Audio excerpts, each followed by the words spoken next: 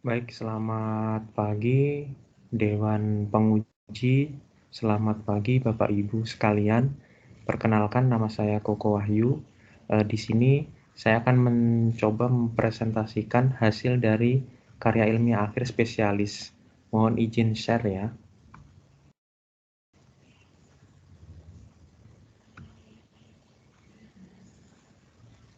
Baik, Bapak Ibu, apakah sudah terlihat? Kalaupun sudah terlihat, izinkan saya untuk mempresentasikan hasil terkait dengan karya ilmiah akhir spesialis saya yang berjudul Penerapan Intervensi Rapi pada Lansia dengan Demensia di Kelurahan Limo, Kota Depok. Jadi dalam hal ini outline yang akan saya tampilkan yakni terkait dengan latar belakang, kemudian tujuan penulisan, inovasi keperawatan rapi, implementasi rapi, kemudian baik dari keluarga maupun di komunitas, hasil penelitian dan pembahasan, simpulan dan saran. Bagaimana prevalensi demensia? Jadi khusus untuk karya ilmiah akhir spesialis saya berfokus pada agregat lansia dengan demensia. Di dunia tahun 2016 sekitar 47 juta orang itu meningkat kasusnya hingga sampai dengan 50 juta orang pada tahun 2018 dan diprediksi menjadi 3 kali lipat mencapai 152 juta orang pada tahun 2050. Di Indonesia sendiri, jumlah penderita demensia yang terdata di Indonesia itu sebanyak 1.200.000 atau sekitar dari 0,5% dari total penduduk di tahun 2019 menurut data Alzheimer Indonesia.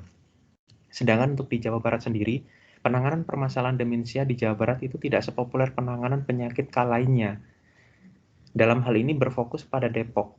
Jadi di Depok sendiri tidak ada data terkait dengan demensia, meskipun di dalam demensia tersebut di data masuk dalam indikator 22 indikator kesehatan jiwa. Di Depok sendiri, hasil dari pengkajian dari mahasiswa saat praktek residensi sebanyak 46,7% atau sekitar 41 orang memiliki resiko tinggi demensia. Sedangkan 24 orang itu lansia menderita demensia ringan, kemudian demensia sedang. Jadi latar belakang dari di sini adalah karena adanya suatu peningkatan jumlah penduduk lansia di Indonesia itu lebih dari 8%. Ini merupakan bonus demografi, di mana terjadinya peningkatan jumlah penduduk lansia itu akan diikuti oleh peningkatan proses menua, baik secara fisik, psikologis, dan sosial, sehingga diikuti juga peningkatan kerentanan dan konsekuensi fungsional secara negatif. Adanya munculnya konsekuensi fungsional secara negatif, maka akan terjadi peningkatan ketergantungan kepada lansia tersebut. Kemudian peningkatan penyakit degeneratif, khususnya demensia. Dalam hal ini, penanganan permasalahan demensia di Kota Depok khususnya itu merupakan bukan suatu program prioritas dalam penanganan di Dinas Kesehatan. Sehingga dalam hal ini kurangnya kualitas manajemen pelayanan kepada lansia demensia. Untuk menangani permasalahan tersebut, perlunya suatu penata laksanaan layanan untuk mencapai lansia yang bebas untuk menderita demensia atau mampu dalam hal penanganan permasalahan demensia, sehingga diperlukan suatu intervensi, yakni intervensinya adalah rapi. Bagaimana integrasi antara teori tersebut? Jadi di dalam lansia dengan fokus agregat pada demensia, penulis itu mengintegrasikan beberapa teori. Yang pertama adalah konsekuensi fungsional. Di dalam konsekuensi fungsional itu fokus kepada perubahan fisik, kognitif, dan psikososial. Jelas, pada lansia terdapat suatu perubahan fisik secara menua dan diikuti adanya perubahan secara kognitif maupun psikososial. Selain itu, dengan adanya perubahan tersebut maka akan timbul suatu namanya konsekuensi negatif apabila hal tersebut tidak tertangani. Dari konsekuensi fungsional muncullah karena memang fokus kepada keluarga dengan lansia, maka penulis berusaha untuk mengintegrasikan kepada family center nursing. Lah di family center nursing itu fokus kepada struktur keluarga, fungsi keluarga, stres dan coping keluarga. Struktur keluarga meliputi bagaimana sih pola komunikasi tersebut dalam keluarga. bagaimana pola hubungan tersebut dalam keluarga. Kemudian dari fungsi keluarga, fungsi afektif jelas terganggu, yang mana di situ pada fungsi afektif, lansia akan mengalami kekurangan ataupun kehilangan kasih sayang di dalam keluarga tersebut. Stres dan coping keluarga jelas. Di dalam stres coping maupun di dalam keluarga, pengasuh ataupun yang disebut dengan perawat yang mendampingi ataupun keluarga yang mendampingi lansia akan menambahi suatu beban, yang mana beban tersebut berpengaruh kepada coping keluarga tersebut. Selain itu juga di sini penulis juga mengintegrasikan pada teori CAP atau Community as Partner terkait dengan persepsi bagaimana sih lansia mempersepsikan atau menanggapi suatu penyakit demensianya, kemudian bagaimana keluarga menanggapi adanya perubahan kognitif, perubahan fisik, perubahan psikososial pada anggota keluarga yang mengalami demensia. Kemudian lingkungan fisik jelas. Kemudian ada pelayanan kesehatan bagaimana seorang keluarga tersebut atau lansia memanfaatkan fasilitas pelayanan kesehatan. Apakah memang dimanfaatkan ataukah memang cenderung diabaikan. Selain itu juga ada teori keempat, yakni transkultural nursing, di mana fokusnya adalah mempertahankan dan negosiasi. Mempertahankan di sini adalah apa yang sudah dilakukan oleh lansia di masa tuanya, baik itu misalnya melakukan aktivitas yang positif, kemudian berinteraksi sosial, itu bisa dipertahankan. Kemudian negosiasi ini adalah apabila di situ terdapat sesuatu yang dirasa itu berkurang atau kurang tepat yang dilakukan pada lansia, maka kita akan berusaha untuk memfasilitasi bagaimana sih aktivitas yang baik untuk biar kita bisa mencegah lansia tersebut tidak terjadinya demensia. Selain itu, lansia di sini sebagai kelompok rentan, jelas karena lansia mengalami demensia memiliki kecenderungan mengalami penurunan kualitas baik secara biopsikososial maupun spiritual. Sehingga di sini faktor risiko demensia yang dapat mempengaruhi lansia meliputi persepsi kesehatan yang kurang baik, sosial ekonomi, kepuasan terhadap pelayanan kesehatan, dan hubungan dalam keluarga yang buruk.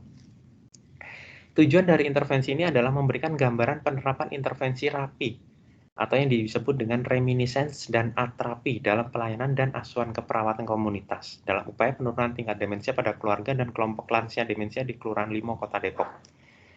Tujuan khususnya adalah pelaksanaan intervensi rapi dengan modifikasi reminiscence atrapi, peningkatan pengetahuan sikap dan keterampilan sebelum dan sesudah intervensi, peningkatan kemandirian keluarga, serta peningkatan atau mempertahankan fungsi kognitif pada kelompok maupun individu lansia demensia melalui pemeriksaan HVLT.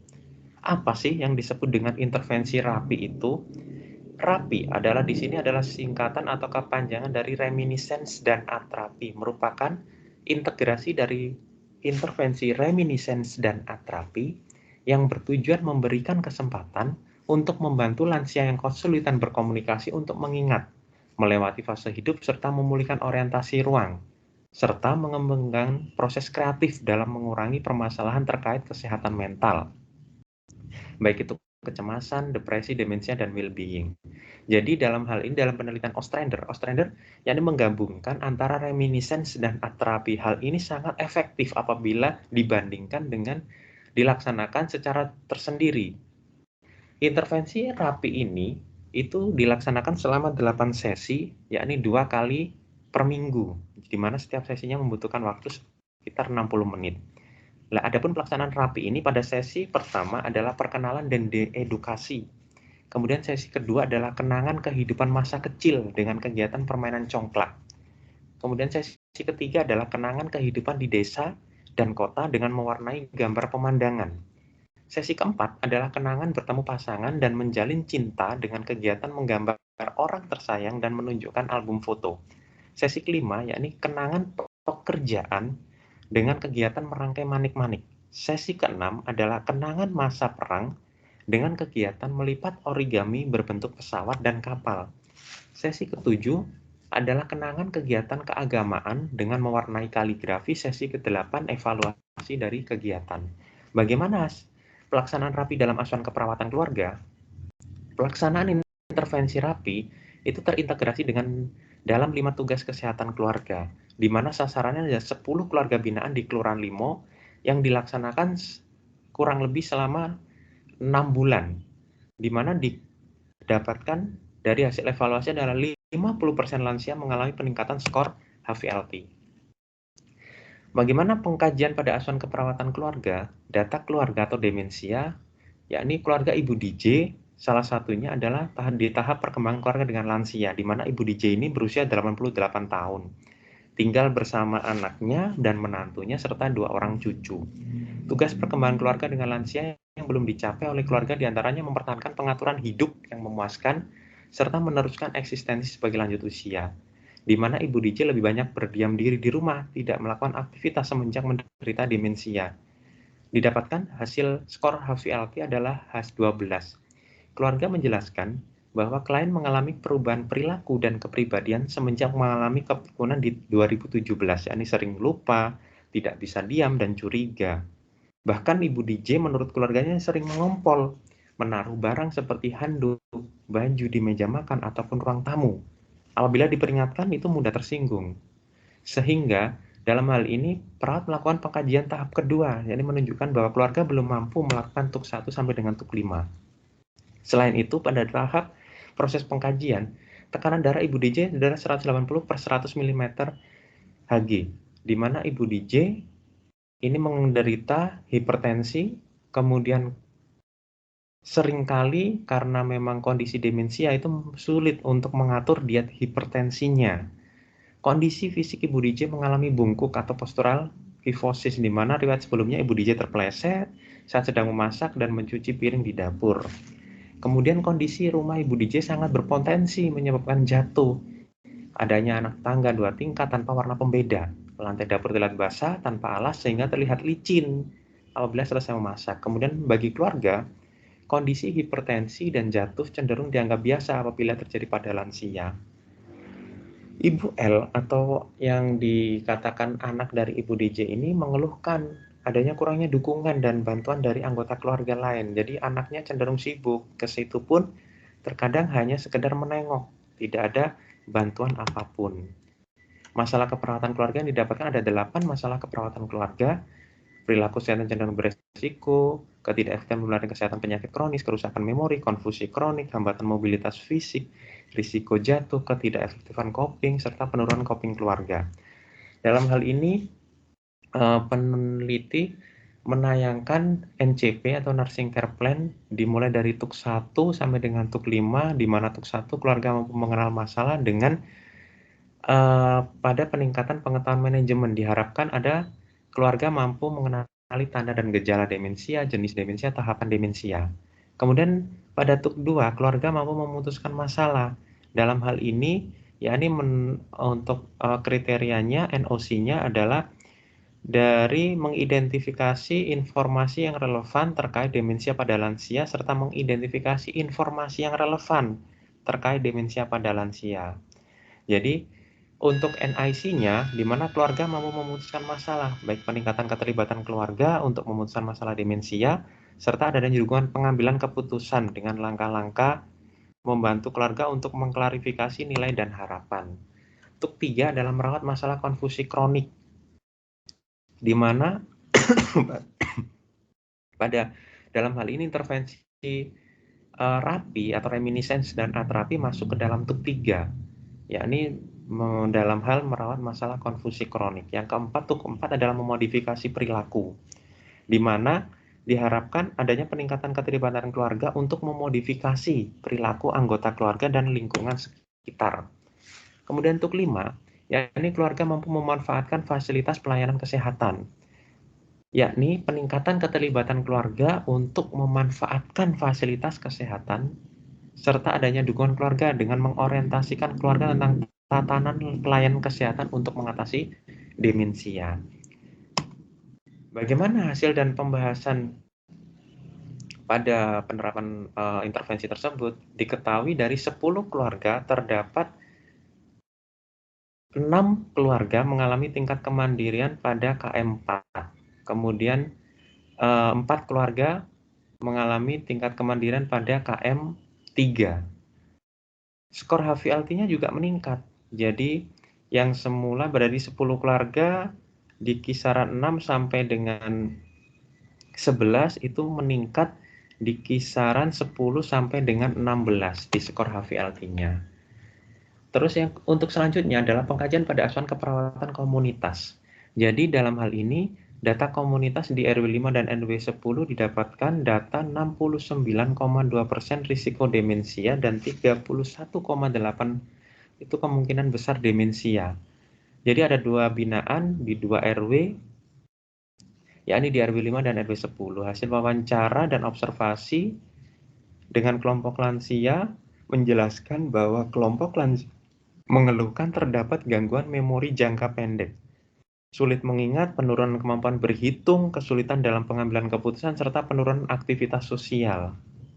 Selain itu, masalah kesehatan lainnya berkaitan dengan penyakit kronis seperti hipertensi, diabetes mellitus, asam urat, serta kolesterol. Jadi dalam hal ini, kelompok lansia di 2 RW tersebut juga mengalami penyakit-penyakit degeneratif, hipertensi, DM, asam urat, maupun kolesterol. Masalah keperawatan komunitas yang muncul adalah demensia dan penyakit kronik. Perilaku kesehatan cenderung berisiko, risiko peningkatan kejadian demensia dengan konfusi kronik, ketidakefektifan manajemen kesehatan, serta ketidakefektifan pemeliharaan kesehatan penyakit kronik. Hasil dan pembahasannya di sini, jadi terdapat rata peningkatan pengetahuan sikap dan keterampilan kelompok lansia sebelum dan sesudah intervensi. Kemudian juga terjadi peningkatan pada skor HVLT sebelum intervensi dan sesudah intervensi. Hal ini mengapa berbeda peningkatan skornya antara pelaksanaan intervensi rapi di keluarga dan di komunitas. Dikarenakan menurut penelitian Ravid and Horace di tahun 2014 yang mengembangkan dan intervensi reminiscence dengan atrapi ini, adanya suatu pengalaman tambahan bagi lansia, kemudian lansia bisa berinteraksi satu dengan lainnya, kemudian lansia mampu juga mengungkapkan perasaan atau kan pikiran-pikiran atau kenangan yang tempo dulu dengan bercerita kepada sesama lansia, sehingga mampu meningkatkan skor HVLT yang mana hal ini sangat berpengaruh efektif dalam hal intervensi reminiscence dan atrapi untuk mencegah atau mempertahankan fungsi kognitif pada demensia. Kesimpulannya bahwa rata HVLT lansia demensia mengalami peningkatan setelah dilakukan intervensi reminiscence dan atrapi. Hal ini menunjukkan bahwa intervensi tersebut dapat meningkatkan fungsi kognitif dan recall lansia demensia. Rata pengetahuan sikap dan keterampilan lansia mengalami peningkatan setelah dilakukan intervensi modifikasi reminiscence dan atrapi menunjukkan bahwa intervensi yang dilakukan pada komunitas mampu meningkatkan pemahaman dan kesadaran kelompok lansia terhadap penanganan masalah demensia di komunitas. Sarannya adalah bagi pelayan kesehatan diperlukan suatu kompetensi perawat, baik itu melalui pelatihan maupun peningkatan SDM-Kes. Kemudian yang kedua adalah dukungan kebijakan dari dinas kesehatan maupun stakeholder untuk menangani permasalahan psikososial, sehingga permasalahan penanganan tersebut menjadi suatu program prioritas baik di kabupaten maupun kota. Bagi perkembangan ilmu keperawatan, yang pertama memberikan informasi yang dapat menjadi acuan dalam modifikasi intervensi keperawatan komunitas untuk masalah kesehatan lansia khususnya demensia, dan yang kedua diperlukan suatu penelitian lanjutan untuk menganalisis yang lebih mendalam terkait pemberian terapi reminiscence dan atrapi. Di sini saya juga menggunakan aplikasi berbasis Android, yakni namanya Si Cerdas, yakni aplikasi berbasis edukasi dan screening. Jadi informasi seputar demensia dan screening yang menggunakan HVLT. Baik, terima kasih. Berikut foto-foto kegiatan yang sudah saya laksanakan baik di keluarga maupun di komunitas. Ini pun kegiatan-kegiatannya. Terima kasih. Kurang lebihnya saya mohon maaf. Billahi taufik walhidayah. Wassalamualaikum warahmatullahi wabarakatuh. Terima kasih.